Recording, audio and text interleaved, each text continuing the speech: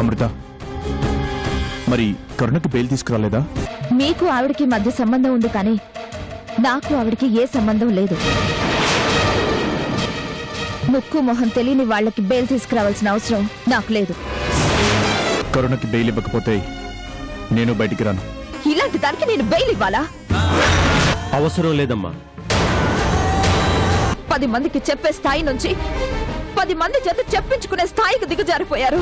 ఒకవేళ నువ్వు రాజాతో అలా ఉన్నా తప్పులేదు. ఎందుకంటే తను నిన్ను కట్టుకున్న భర్త కాబట్టి.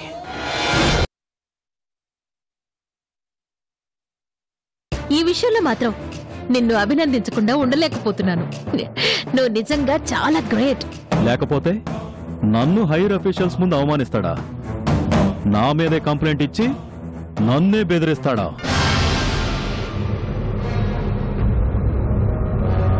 నేను చాలా చిన్న చిన్న విషయాలకే చాలా హర్ట్ అవుతాను మేడం. అలాంటిది అంత పెద్ద అవమానం చేస్తే నేనెలా వదులుతాను?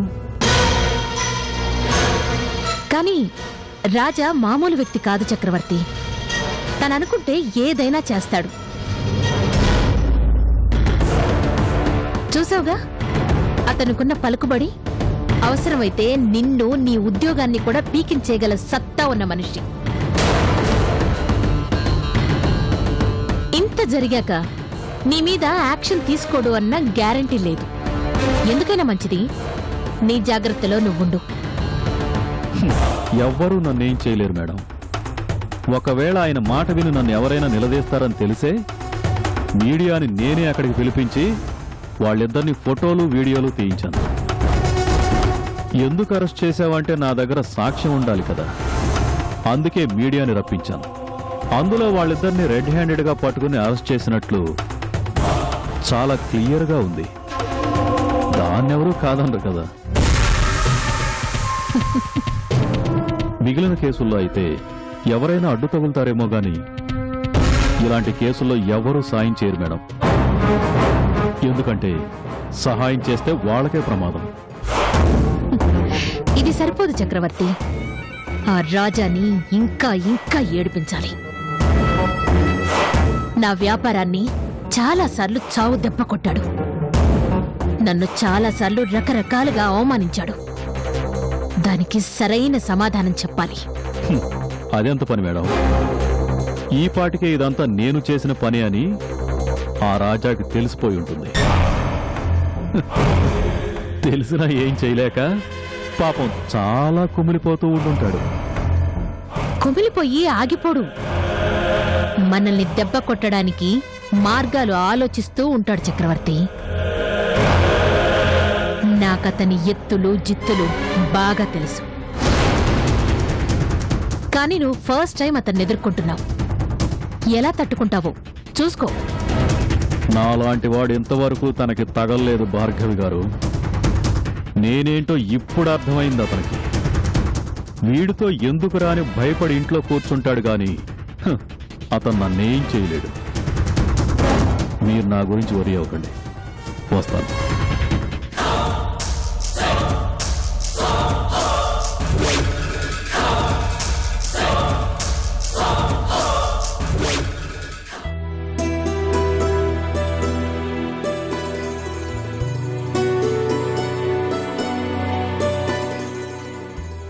రోహిత్ ఆగరా.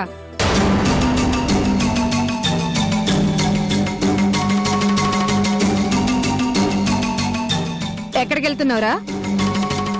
బయటికి. అదే ఎక్కడికి అని. ఫ్రెండ్స్ ని కలవడానికి వెళ్తున్నాను. హాస్పిటల్కి వెళ్ళటం లేదంట కదా? హౌస్ సర్జన్ పూర్తి చేయాలనుందా లేదా?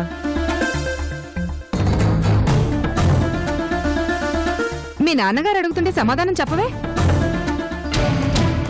చెయ్యాలనున్నా మీరు చేయనిస్తారో లేదో తెలియదు కదా డాడీ. ఎందుకు వద్దంటావు?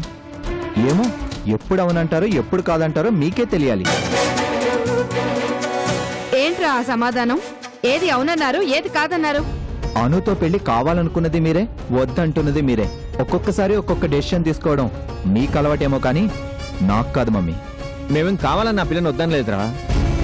అమ్మాయి మంచిదే, కానీ వాళ్ళ నాన్న మంచి మనిషి కాదు, పచ్చి తిరుగుబోతని తెలిసింది. ఆ ఇంటికి అల్లుడు అవుతావా? నలుగురు నవ్విపోతారా? ఎందుకు డాడీ నవ్వడం? ఏం తప్పు చేశానని నవ్వుతారు? నేను పెళ్లి చేసుకోబోయే అమ్మాయి తిరిగిందంటే నవ్వుతారు, కానీ వాళ్ళ నాన్న ఎలా ఉంటే నాకేంటి? నేను కాపురం చేసేది అనుతో. పరువు మర్యాద ఉండక్కర్లేదా? పెళ్ళంటే అటు 7 తరాలు ఇటు 7 తరాలు చూసి చేయాలంటారా? అదంతా పాత తరంలో డాడీ. ఇప్పుడెవరికి అంత టైం లేదు, ఆ సోదంతా వినే ఓపిక లేదు. చూసావా ఎలా మాట్లాడుతున్నాడో? ఏంట్రా ఇది? ఆ అమ్మాయిని కాదంటే నీకు మరో సంబంధమే రాదా? నీకు పెళ్ళే కాదా? ఎందుకు కాదు? అవుతుంది. మీ పనికిరాని పట్టింపుల కోసం ఎంతమందినైనా తీసుకొస్తారు, ఎన్ని సంబంధాలైనా చూస్తారు. కానీ మనకి పరువు ప్రతిష్ట ఉన్నట్టే వాళ్ళకు కూడా పరువు ఉంటుంది డాడీ. మీ అంతటి మీరే పెళ్లి సంబంధం కావాలి అన్నారు. ఆ అమ్మాయి ఎవరితోనో మాట్లాడితే ఆ అమ్మాయి ప్రవర్తన మంచిది కాదు, సంబంధం క్యాన్సిల్ అన్నారు. మళ్ళీ మీరే మంచి పిల్ల అన్నారు. ఇప్పుడు వాళ్ళ నాన్నగారు మంచివారు కాదు అంటున్నారు. ఏంటి డాడీ ఇది? మీరు మాట్లాడే దాంట్లో ఏమైనా అర్థం ఉందా? గౌరవం గురించి మనం ఎంత మాట్లాడుకుంటామో ఎదుటి వాళ్ళకు కూడా అంతే ఇవ్వాలి కదా.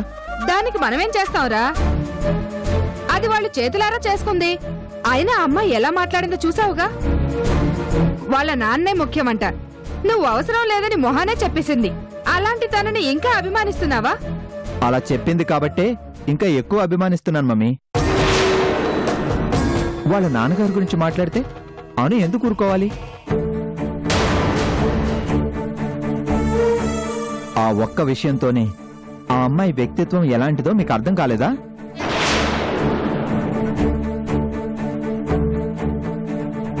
తను ప్రేమించే వ్యక్తుల గురించి బయట వాళ్ళు ఏం మాట్లాడినా ఊరుకోదు. అలాంటి అమ్మాయి కోడలుగా వస్తే మన మీద కూడా మాట పడినవదు కదా. వీడికి పిచ్చి పట్టిందండి. ఎంత చెప్పినా ఏం అర్థం కావట్లేదు. అర్థం కాంది నాకు కాదు మమ్మీ, మీకు. ముందు మీరు చేస్తుంది కరెక్టో కాదో అర్థం చేసుకోండి.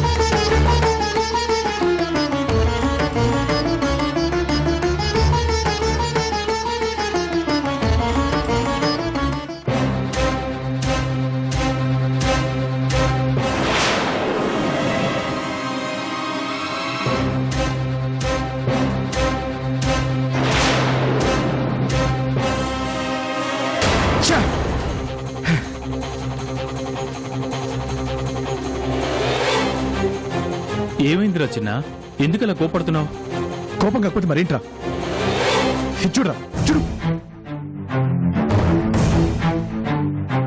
ఎలా రాశారో చూడు. నాన్నగారి పరువు తీసినట్లుగా రాశారు. అమ్మ గురించి చాలా అసహ్యంగా రాశారు. ఏంట్రా ఈ దారుణం?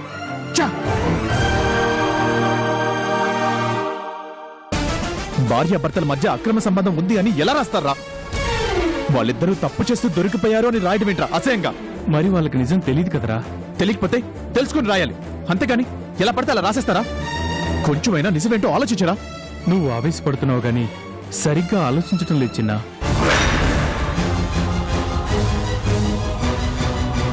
వాళ్ళదేముంది చెప్పు?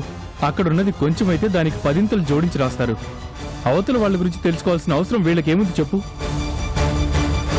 కానీ ఇదంతా చూస్తుంటే నాకేదో అనుమానంగా ఉంది చిన్నా. అసలు మీ అమ్మ నాన్న అక్కడికి ఎలా వెళ్లారు? ఒకవేళ వెళ్ళినా సరిగ్గా అదే సమయానికి పోలీసులు రావడం ఏంటి, అప్పుడే మీడియా రావడం ఏంటి, వీళ్ళిద్దరిని పట్టుకోవడం ఏంటి? దీని వెనకాల ఏదో కుట్రుందని నాకు అనిపిస్తుంది చిన్నా. ఎవరో కావాలని మీ అమ్మని మీ నాన్ని ఈ కేసులో ఇరికించారా? వాళ్ళిద్దరూ భార్యాభర్తలు పడ్డు. వాళ్ళిద్దరి గురించి ఇంత దారుణంగా రాయడం ఏంటి? ఇది చూసి కూడా మా నాన్న తలుచుకుని ఉండడం ఏంటి? ఏం తప్పు చేశారా వాళ్ళు? భార్యాభర్తలని మనకు తెలుసు కానీ లోకానికి తెలియదు కదరా. లోకం దృష్టిలో వాళ్ళిద్దరూ పరాయి వాళ్ళు. అందుకే వాళ్ళు ఇష్టం వచ్చినట్లు రాశారు. పోలీసులు అరెస్ట్ చేశారు. అదేనా నా బాధంతా. అందుకే ఆ రోజు అమృత గారికి నిజం చెప్పేస్తాను అన్నాను. అందరూ వద్దు వద్దు అని నా కాళ్ళు చేతులు కట్టేశారు. అసలు ఆ రోజు ఆ రౌడీ మెదలు కొట్టకపోయి ఉంటే నిజం చెప్పేసి ఉండేవాడిని. ఈ రోజు ఈ పరిస్థితి వచ్చిండేది కాదు. ఇంకా ఎంతకాలం ఈ నరకం? ఎందుకు ఎందుకు మా అమ్మ తప్పుడు మనిషిగా అందరి ముందు నిలబడాలి? మా నాన్న ఎంత గొప్ప వ్యక్తి, ఎందుకు అందరి చేత మాటలు పడాలి, అవమానాలు పాలు కావాలి? ఇదంతా అమృత గారి కోసమే కదా. ఆవిడ ఒక్కదాని కోసం ఇంతమంది ఇన్ని రకాలుగా నరకాలు పడ్డం అవసరం అంటావా చెప్పు? అనవసరం అనుకుంటే మీ అమ్మా నాన్నలే వాళ్ళకి ఎప్పుడు నిజం చెప్పేవాళ్ళు కదరా. కన్న కొడుకు నిన్నే చారదీయలేదంటే అమృత గారికి నిజం చెప్పకూడదని ఎంత గట్టిగా అనుకున్నారో ఒక్కసారి ఆలోచించిన్నా. లేదురా, నా కడుపు మండిపోతుంది. మా అమ్మా నాన్నల గురించి తప్పుగా మాట్లాడిన వాళ్ళ నాలుక చీరేద్దాం అనిపిస్తుంది. మా నాన్నని అందరూ రేపటి నుంచి ఎగతాళిగా మాట్లాడుతూ మొదలు పెడతారు. మా అమ్మ గురించి నిజంగా మాట్లాడతారు. ఎవరిదాకో ఎందుకు ఆ భార్గవి నోటికొచ్చినట్లు వాగుతుంది. అవమానాల్ని దిగమింగుకోవడం వాళ్ళకి అలవాటు అయిందేమో కానీ నాకింకా అలవాటు కాలేదురా. మీ అమ్మ కోసం తప్పొచ్చిందా?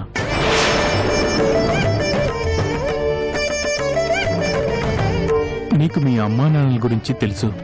వాళ్ల కోసం నీ కోపాన్ని, నీ బాధని నీలోనే అణుచుకోవాలి చిన్నా. తప్పదురా.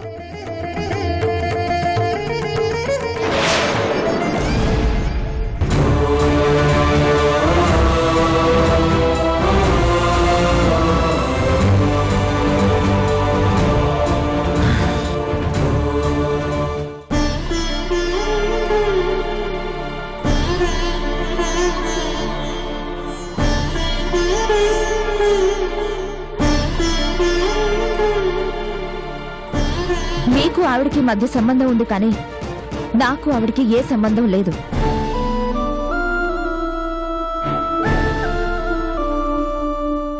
ముక్కు మొహం తెలియని వాళ్ళకి బెయిల్ తీసుకురావాల్సిన అవసరం నాకు లేదు. కరుణకి బెయిల్ ఇవ్వకపోతే నేను బయటికి రాను, ఇక్కడే ఉంటాను.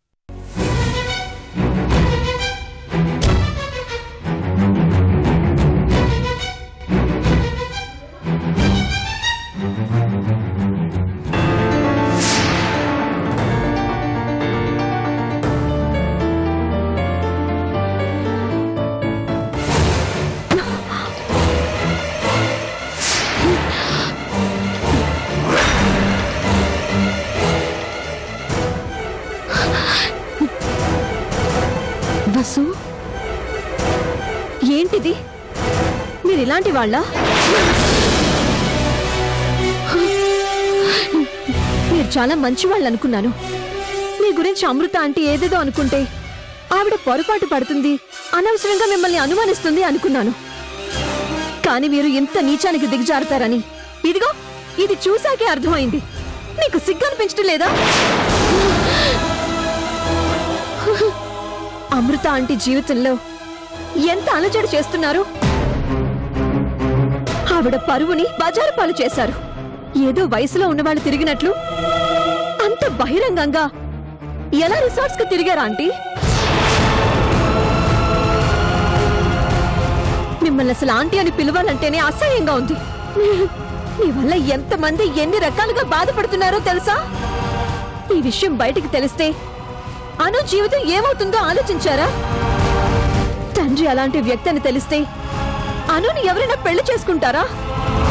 రాజా అంకుల్ కంటే బుద్ధి లేదు, మీ బుద్ధి ఏమైంది?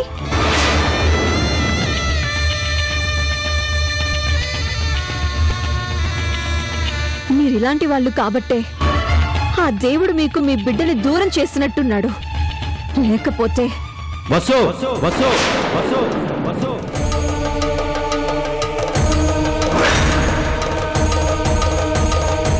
ఇక మాట్లాడించాలు ఆపు. ఏం మాట్లాడుతున్నావు? ఎవరి గురించి నోటుకొచ్చినట్టు మాట్లాడుతున్నావు? నేనేమి నోటుకొచ్చినట్లు మాట్లాడటం లేదు. ఇదిగో ఈవిడ చేసిన పనుల గురించి పేపర్లలో టీవీలలో కథలు కథలుగా చెప్తూ ఉంటే చదివి ఎందుకింత నీతిమాలిన పని చేశారో తెలుసుకుందామని వచ్చాను. ఎవరు నీతిమాలిన పనులు చేసింది? నా కూతురా? మీరు అభిమానంతో నా కూతురు అంటున్నా ఆవిడ గౌరవానికి పనికిరారు క్రిష్. వసో నిజంగా ఈవిడ మీ కూతురైతే ఇలాంటి పనులు చేస్తుందా? చెప్పండి. మనం చూసినవి విన్నవి అన్ని నిజాలు కాదమ్మా. మనకి తెలియని చాలా ఉంటాయి. ఎక్కడ దాకా ఏంది? నిన్నటిదాకా చిన్నాని ప్రేమించావు నువ్వు. వాడి కోసం పెళ్లి కూడా మానుకున్నావు. ఈరోజు వాడిని కాదని మరో పెళ్లికి సిద్ధపడ్డా. ఆ పెళ్లి కొడుకు చిన్నాకు నీకు మధ్య ఏదో సంబంధం ఉంది అంటే నువ్వు ఒప్పుకుంటావా? చిన్నతో కలిసి ఎన్ని చోట్లకెళ్లేదు నువ్వు. మీ మధ్య ఏదో ఉందని నిందలు వేస్తే నువ్వు భరిస్తావా? ఎందుకు భరిస్తాను? నేనేంటో నాకు తెలుసు. ఎందుకు ఒప్పుకుంటాను? అలాగే తనేంటో తనకి తెలుసు. ఇలాంటి పిచ్చి రాతలకు సమాధానం చెప్పాల్సిన అవసరం నా కూతురికి అవసరం లేదు.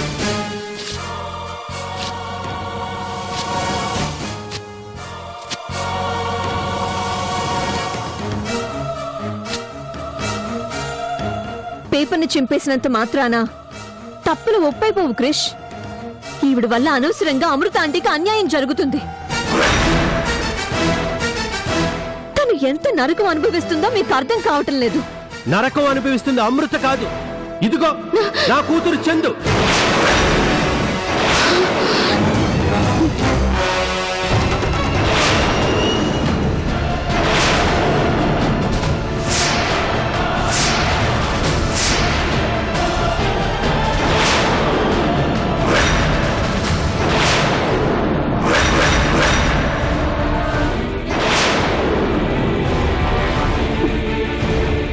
ఏమన్నారు? మీ కూతురు చందునా? డాడీ వద్దమ్మా. నీ మీద అపవాదు వచ్చినా భరించే శక్తి నీకుందేమో కానీ నా కళ్ళ ముందే నా కూతురు గురించి తప్పుగా మాట్లాడుతుంటే భరించగలగడం నా వల్ల కాదు. ఇదిగో నీ కళ్ళ ముందు ఉంది కరుణ కాదు, నా కన్న కూతురు చందు. రాజాతో అక్రమ సంబంధం ఉంది అని ఈ లోకం అంతా ఆడిపోసుకుంటుంది. కానీ భార్యగా అసలైన అనుబంధం నా కూతురికే ఉంది.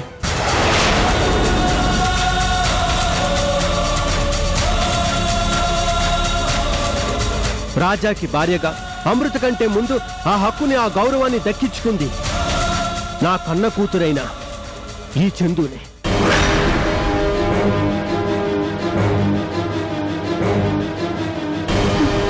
ఏంటంటే క్రిష్ చెప్తుంది నిజమా?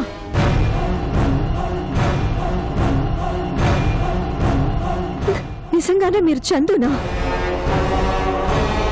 చెప్పండి ఆంటీ. తను మాట్లాడదు, ప్రాణం పోతుందా తను నోరు విప్పి నిజం చెప్పదు. ఎందుకంటే తను కరిగిపోతున్న ప్రపంచానికి వెలుగునివ్వడం నా బిడ్డకు అలవాటు. తన ఎండలో మాడిపోతున్నా తను అమృత లాంటి వాళ్ళకి నీడనివ్వడం తన గొప్పతనం.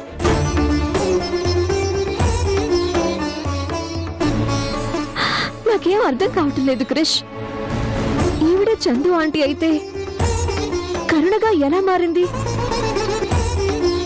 ఆ దేవుడు మా జీవితాలతో ఆడుకుంటున్న ఒక వింత నాటకంలో బలిపశువైందమ్మా నా కూతురు. ఒక భయంకరమైన యాక్సిడెంట్ వల్ల మా అందరి జీవితాలు మారిపోయాయి.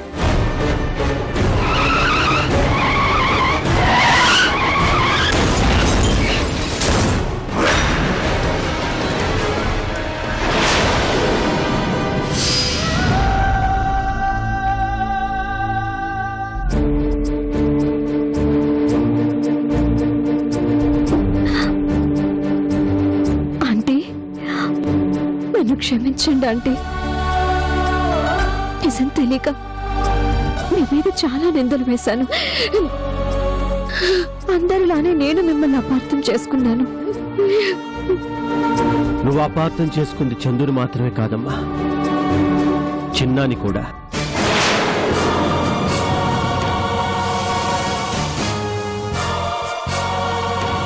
ఆ భార్గవి నీకు కాబోయే భర్త చక్రవర్తి కలిసి చందు ఆంటీని తప్పుడు మనిషిగా చిత్రీకరిస్తే ఆ భార్గవి పండుని అరెస్ట్ చేయించి చిన్నా చేత అబద్ధపు సాక్ష్యం చెప్పించేలా చేసింది.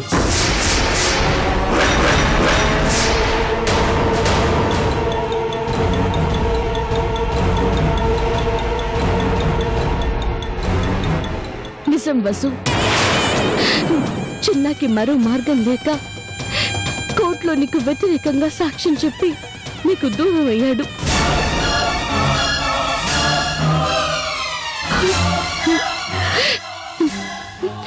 నా కడుపున పుట్టిన పాపమో ఏమో కాని వాణ్ణి ప్రేమించిన నువ్వు కూడా వాణ్ణి అపార్థం చేసుకున్నావు. ఏంటండి, చిన్న మీ కొడుకా?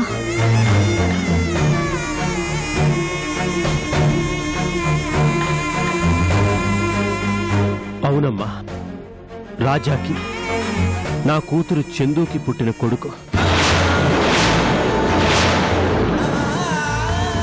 కేవలం అమృత బాగు కోరి మా కుటుంబం మొత్తం ఎవరికి వాళ్ళుగా బ్రతుకుతున్నాం.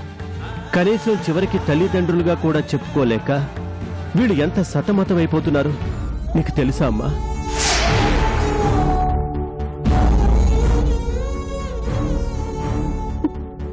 అంటే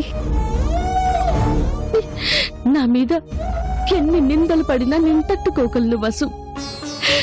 కానీ నా జీవితంలాగే నా కొడుకు జీవితం కూడా నాశనం అవుతుంటే తట్టుకోలేకపోతున్నాడు. వాడికుంది నువ్వొక్క దానివే. వాడికి అమ్మ ప్రేమని, నాన్న ఆదరణని అందించగలిగేది నువ్వు మాత్రమే వసు.